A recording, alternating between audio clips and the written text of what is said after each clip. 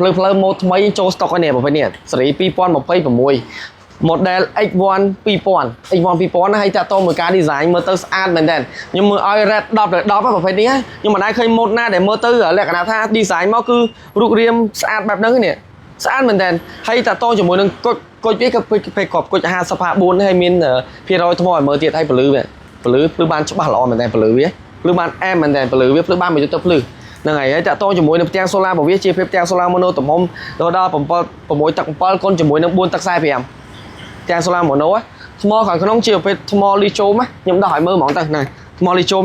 ខ្ញុំដោះឲ្យមើលថ្មលីជូមទំហំរហូតដល់60 អាំពែស្មើជាមួយនឹង60000 មីលីអាំពែហ្នឹងអាសារ60000 មីលីអាំពែ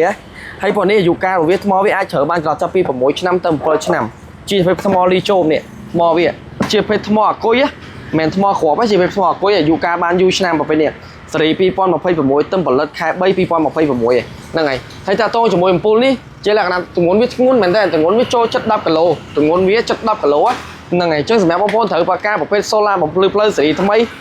ម៉ូតមើលទៅលក្ខណៈ premium បែបនេះធ្វើការកម្ងម៉ូតនេះបានទេហើយអាគុយរបស់វាគឺមួយដុំធំហ្មងនេះអាគុយវាមួយដុំធំហ្មងហ្នឹងហើយលើកអត់ចង់រួចទេណាហ្នឹងហើយអញ្ចឹងសម្រាប់បងត្រូវការតាក់ទងបានអរគុណ